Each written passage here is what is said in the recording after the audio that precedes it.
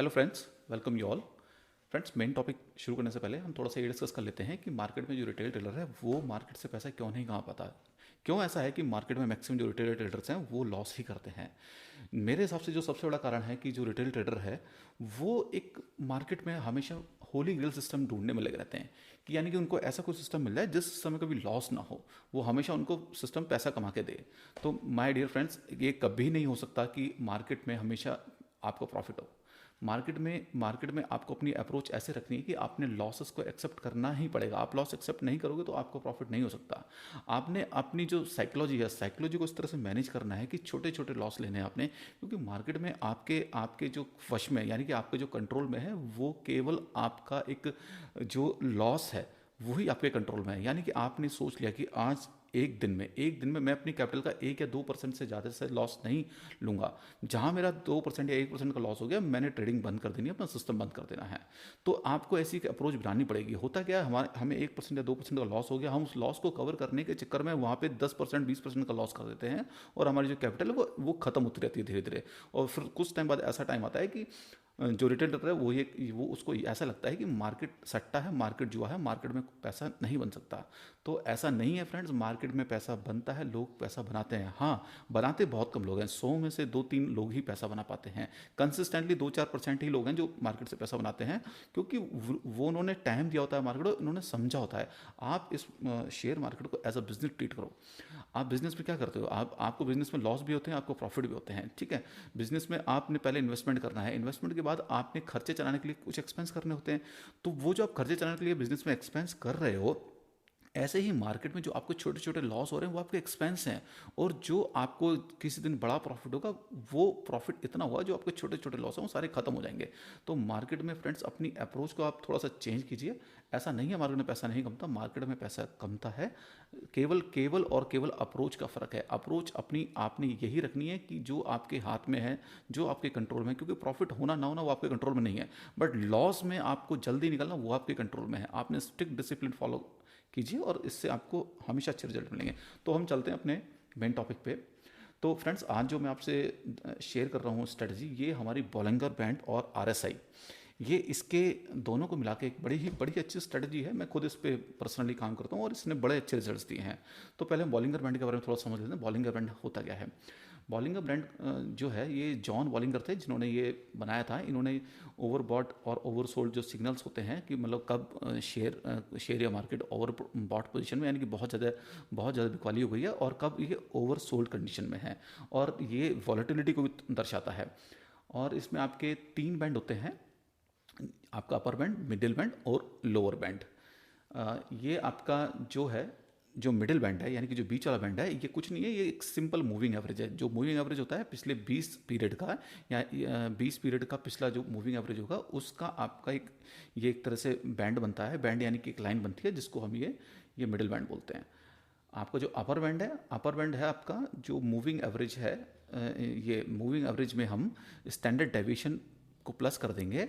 जो भी standard deviation पिछले 20 पीरियड का है, स्टैंडर्ड डेविएशन ज़्यादा टेक्निकल नहीं है फ्रेंड्स। ये जैसे आपकी जो मार्केट में उतार चढ़ाव हो रहे हैं, जो मार्केट में वॉलेटिलिटी है, उस वॉलेटिलिटी को दर्शाता है स्टैंडर्ड डेविएशन यानी कि कितना वो अपने मीन से, यानी कि अपने जो मीडियन है, यानी कि बीच की जो वैल्यू है उससे कितना ऊपर है, कितना नीचे जा रहा है। तो इसकी डबल हम वैल्यू लेंगे और हम प्लस करेंगे अपने जो बीच वाला बैंड है, तो हमारा ये अपर बैंड निकल कर आ जाएगा। ऐसी जो हमारा लोअर बैंड है, वो लोअर बैंड हमारा जो स्टैंडर्ड डेविएशन निकला है हमारा, उसमें से जो हमारा बीच वाला बैंड है, यानी कि हमारा जो 20 सिंपल मूविंग एवरेज वाला बैंड है, उसमें से हम लेस कर देंगे तो हमारा ये लोअर बैंड आ जाएगा। तो आप यहाँ पे चार्ट पे देखिए, ये इसमें बॉलिंगर बैंड प्लॉट है। ये जो बीच वाला है ये कुछ नहीं है, जो 20 पीरियड है यानी कि 20 जो पिछले कैंडल्स हैं उनका ये एवरेज है। 20 पीछे का आपका डेली कैंडल्स भी हो सकती हैं, 5 मिनट की भी हो सकती हैं और 15 मिनट की हो सकती हैं। तो ये पीरियड का हमारा जो पिछले 20 पीरियड का है उसका एवरेज हमारा बीच वाला हमारा बैंड है।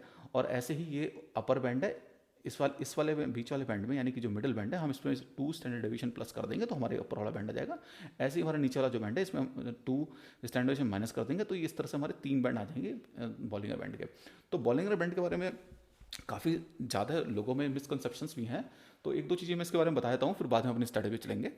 बॉलिंगर बैंड में फ्रेंड्स क्या है, इसको बेसिकली सपोर्ट और रेजिस्टेंस के तौर पे मानते हैं, बट ऐसा आपने हमेशा नहीं करना, क्योंकि जब मार्केट रेंज बाउंड हो तब तो ये सपोर्ट और रेजिस्टेंस का काम करता है। जैसे मार्केट यहाँ आप देखो रेंज बाउंड लग रहा है, तो यहाँ पे नीचे आके सपोर्ट ले रहा है नीचे वाले बैंड पे, फिर ऊपर वाले बैंड पे रेजिस्टेंस ले रहा है।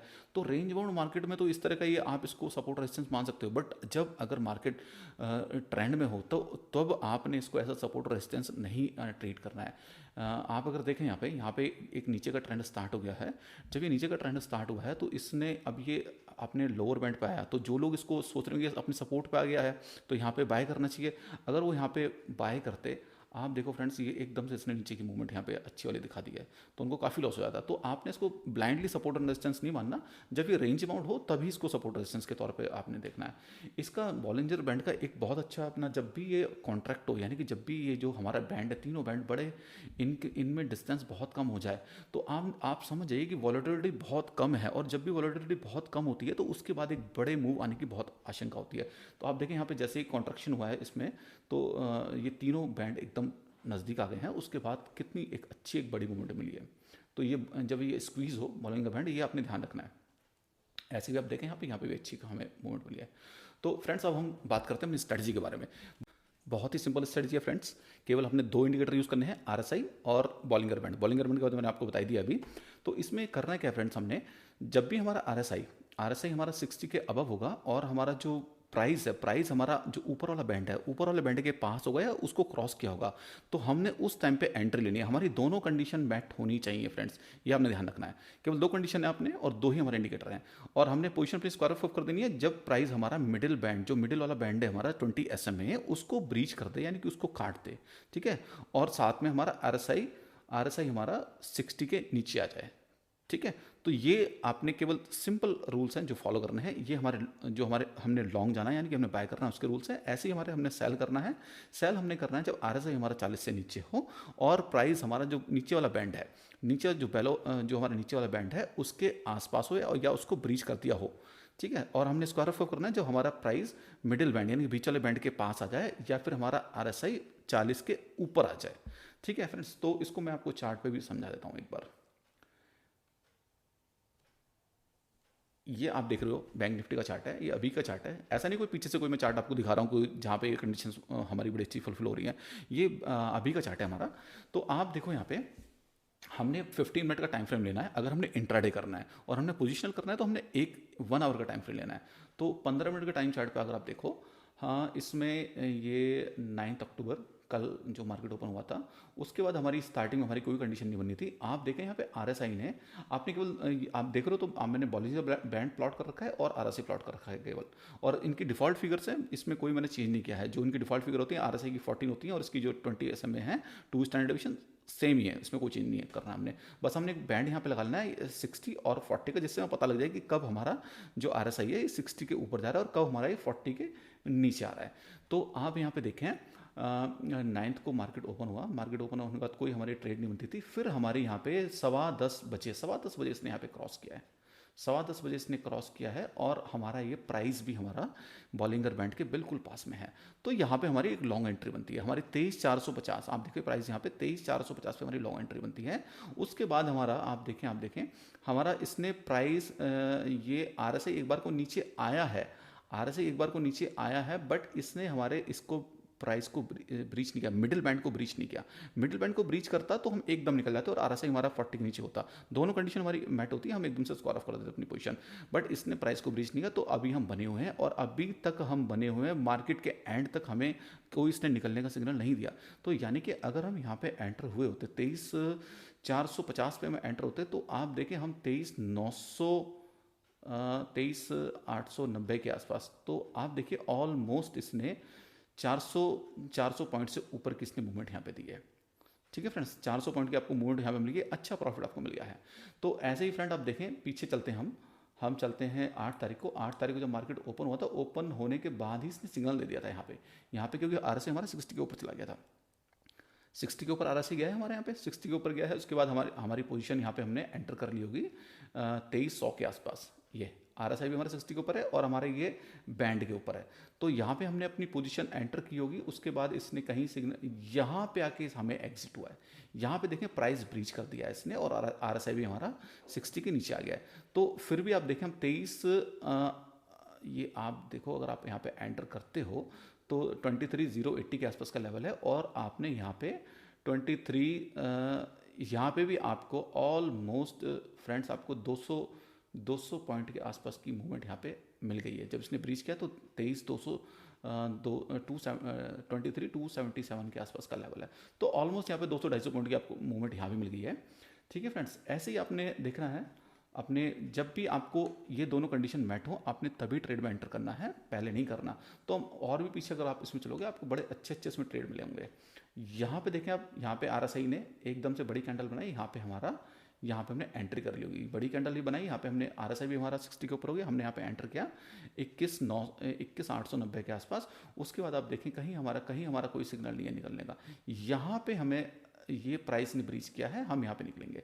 तो हम यहाँ पे हमने एंटर किया था, यहाँ पे हमने एंटर किया फ्रेंड्स 21,850 के पास हमने एंटर किया, और हम यहाँ पे निकले फ्रेंड्स 22,500। तो ऑलमोस्ट 700 पॉइंट की मूवमेंट है फ्रेंड्स। तो फ्रेंड्स मार्केट में यही है, ऐसा नहीं कि इसमें स्टॉप लॉस नहीं होंगे, इसमें स्टॉप लॉस भी होंगे, बट इसमें स्टॉप लॉस बहुत छोटे होंगे। आपके स्टॉप लॉस इसमें होंगे 50 पॉइंट के, 60 पॉइंट के, बट आपको मूवमेंट मिलेगी ना, मूवमेंट आपको मिलेगी कम से कम इसमें 100, 200, 300, कभी कभी 500 पॉइंट, जैसे अभी यहाँ पे ऑलमोस्ट 500, 600 पॉइंट की आपको मूवमेंट मिल गई है। तो मार्केट में फ्रेंड्स यही है, छोटे लॉस आपको लेने पड़ेंगे बड़े प्रॉफिट के लिए। और जब बड़ा प्रॉफिट हो, अपनी कंडीशन आपकी मैट हो रही है, जब तक RSI नीचे ना आए, आपका प्राइस ब्रीच ना करे, आपने बने रहना है, क्योंकि प्रॉफिट में ना हम जो रिटेलर होते हैं बड़ी जल्दी निकल जाते हैं। और भी हमसे पीछे जाएंगे तो हम बड़े अच्छे अच्छे एग्जाम्पल देखेंगे। यहाँ पे आप देखें, यहाँ पे भी हमारा ये RSI ऊपर गया है एकदम से। यहाँ पे हमारी एंट्री यहाँ पे इस कैंडल के क्लोज पे होती है 21,180 पे हमारी एंट्री होती है। फिर हम एग्जिट हमारी यहाँ पे होगी 21,180, सॉरी एंट्री हो रही है हमारी 21,180 के आसपास हमारी एंट्री होती है, और हम यहाँ पे इसको एग्जिट करेंगे 21,500। तो ऑलमोस्ट 300 से ज़्यादा पॉइंट की, 320, 325 पॉइंट की मूवमेंट अब यहाँ पे भी हमें मिली है। तो फ्रेंड्स इसमें यही है, आपने रूल्स फॉलो करने हैं और कुछ नहीं करना। तो आपने अगर इंट्राडे करना है फ्रेंड्स, इंट्राडे के लिए हमारा बेस्ट है 15 मिनट टाइम फ्रेम। आपने अगर पोजिशनल करना है, यानी कि अपने पोजिशनल करना है, तो 1 आवर का आप टाइम फ्रेम ले सकते हैं। 1 आवर के टाइम फ्रेम में बहुत अच्छा ही काम करता है, मैं आपको दिखाता हूँ। 1 आवर पे आप देखें, यहाँ पे हमें एंट्री मिली है, यानी कि 1 अक्टूबर को हमें एंट्री मिली है। यहाँ पे हमारा RSI हमारा इसके ऊपर गया है, 60 के ऊपर गया है। ठीक है, यानी कि आप देखें इस कैंडल पे आप एंटर करोगे 21,900 पे, तो अभी तक हमें एग्जिट ही नहीं मिला है। अभी तक आप देखें 21,900 में हमने किया है, और 23,888, तो यानी कि 2,000 पॉइंट की मूवमेंट फ्रेंड्स हमें मिली है। और अभी तक ना हमारा RSI नीचे आया है, और ना ही हमारा इसने ब्रीच किया है मिडिल बैंड को। तो यहाँ पर हमारी जो आप देख रहे हो 2,000 पॉइंट की मूवमेंट है। तो फ्रेंड्स यही है मार्केट में, छोटे छोटे लॉस लेके बड़े प्रॉफिट में आप खड़े रहिए। ऐसा नहीं है केवल बैंक निफ्टी पे काम करता है, हम निफ्टी पे भी देख लेते हैं इसको, निफ्टी पे भी अच्छा काम करता है ये।